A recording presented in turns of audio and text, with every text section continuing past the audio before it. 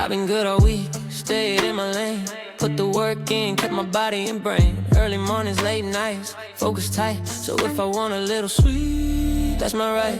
I don't rush pleasure, I let it build. I earn my joys, my will is real. No guilt, no shame in my appetite. Balance is the flex, can I do it right? I don't overdo, I don't deprive. I choose my moments, that's how I thrive. If I'm reaching for you, understand this is intention, not impulse, man. What's the point of having cake if I'm not gonna eat it slow? Work is hard to taste a moment. Let it melt, let it glow. Probably with some coffee, maybe oat milk on the side. When discipline meets desire, that's a luxury vibe. Yeah. What's the point of having cake if I'm not gonna eat it right? With the right one at the right time, every bite earned every night.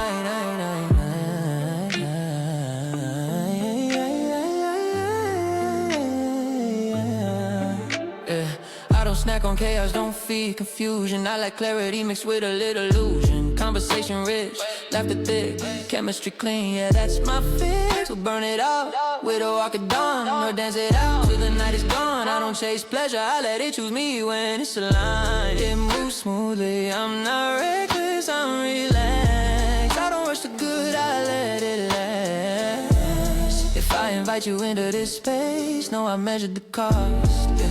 And I'm good with the taste. What's the point of having cake if I'm not gonna eat it slow? Work is hard to taste the moment. Let it melt, let it glow. Let it probably with some coffee, maybe oat milk on the side. When discipline meets desire, that's a luxury vibe. Yeah, yeah. What's the point of having cake if I'm not gonna eat it right? With the right one at the right time, every bite earned every night.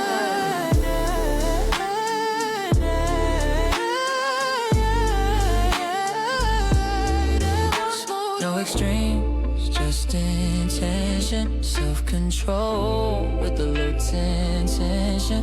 Pleasure tastes better when you're free. And freedom comes from choosing, not needing. So pass me the plate, I'll take my time. No rush, no guilt, no crossing lines. I know my body, I know my pace. I savor the moment, I enjoy the taste. What's the point of having cake if you never let yourself feel alive? Discipline meets desire together, we thrive.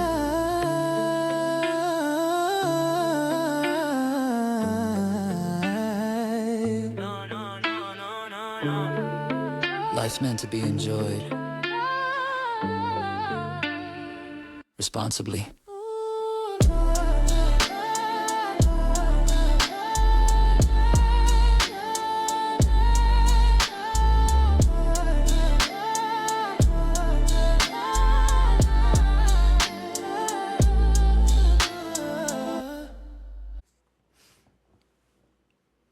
Let me ask you something. How many relationships have you participated in without fully consenting to them? And I'm not referring to sexual relationships.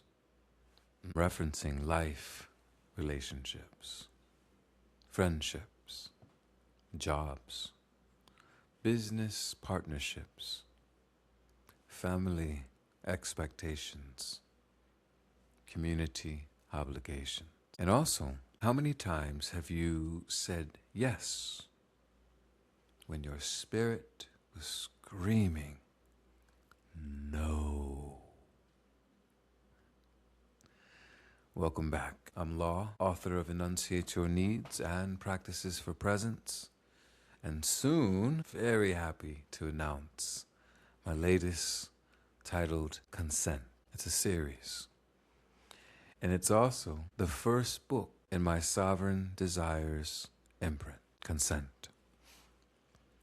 And today that's what we're going to talk about, a word that everybody uses, but very few people fully understand, consent. So let's break the fourth wall collectively together, shall we? Most people, when they hear consent, they immediately think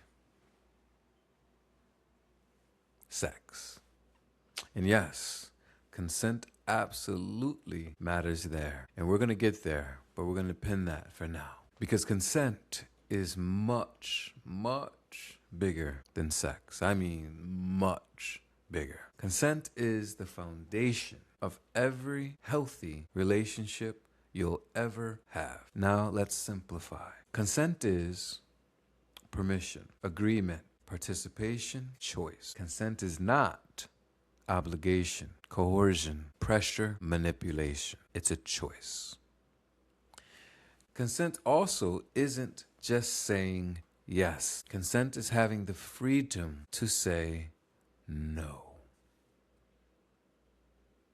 For my audience, have you ever agreed to something you didn't actually want? A date, a job, a favor, a friendship, a family obligation. Drop yes or no in the comment below. I'm curious. Now let's start with everyone's favorite and a human need, friendships. Many friendships don't end because people stop caring. They end because consent disappears. One person dominates conversations. One person may dump emotional baggage and then bounce.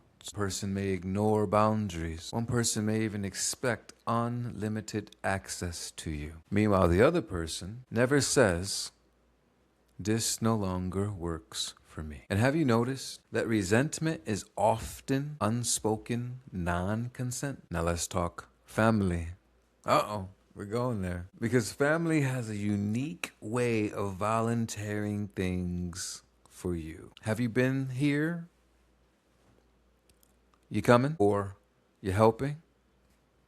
Or you're available? And somehow the answer was already decided before they asked. You hear it in the "you coming?" It's that obligation. You feel it, right? So I'm curious. Have you ever been guilted into family obligation? Now don't name names. I'm not trying to stir the pot. I'm just asking. And if you have, just comment yes or no. I'm curious. Now what about consent in business?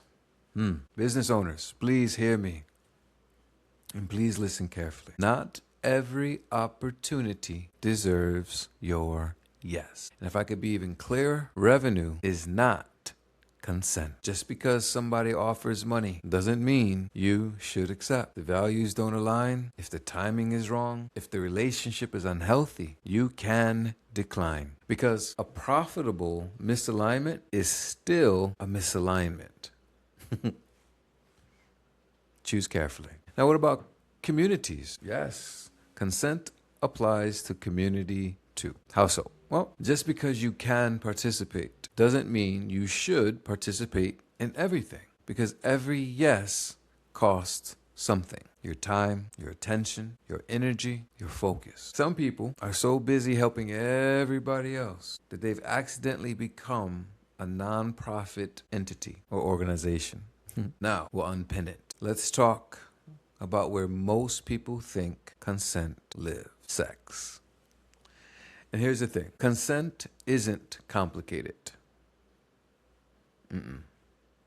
People complicate it. Because consent's simple. Consent is clear, voluntary, ongoing, mutual. That's it. Now let's clear up what consent is not. Consent is not pressure, manipulation, fear, persistence, guilt, obligation, assumption. And here's the one people miss. Past consent does not automatically equal future consent. Just because somebody said yes yesterday does not mean they're saying yes today.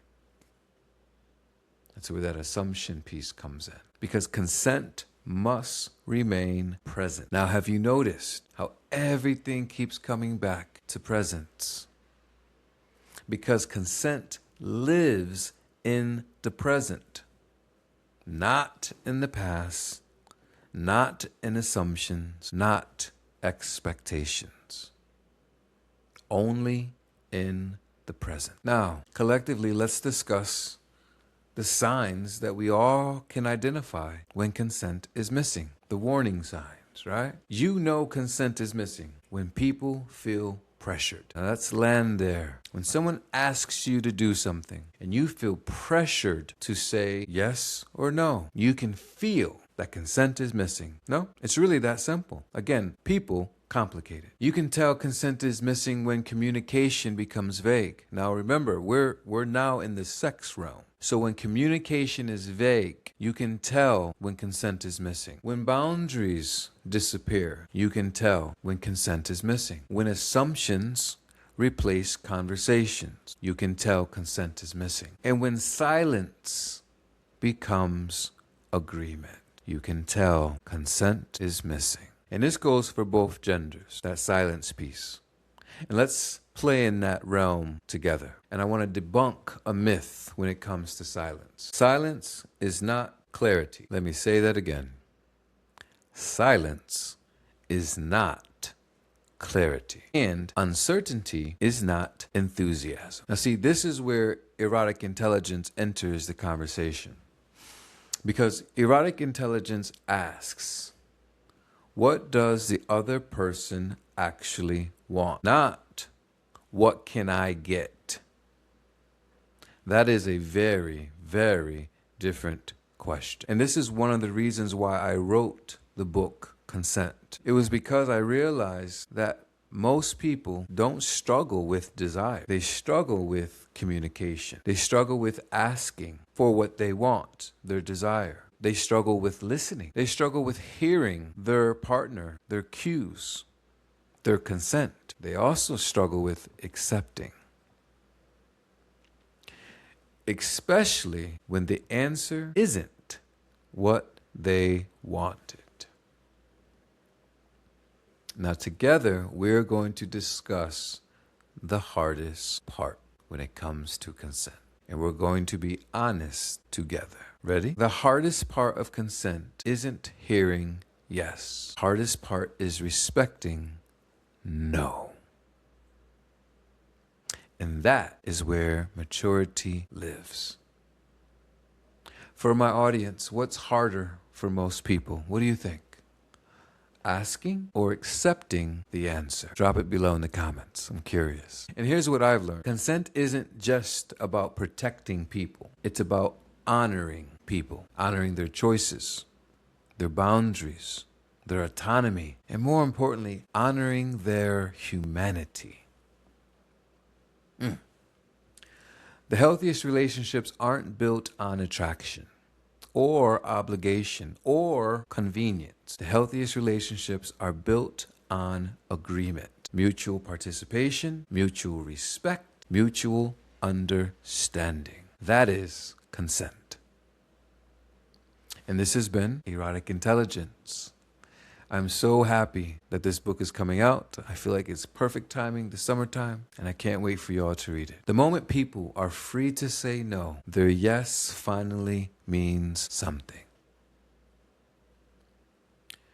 Where do you think consent is most often misunderstood? In relationships, family, business, community, dating? Drop your answer below, and I'd love to talk about it another time. Peace.